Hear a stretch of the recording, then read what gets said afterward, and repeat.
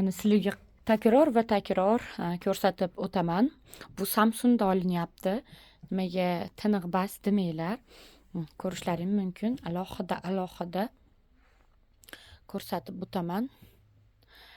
Aynan qizini uzatadiganlar uchun maxsus videolar.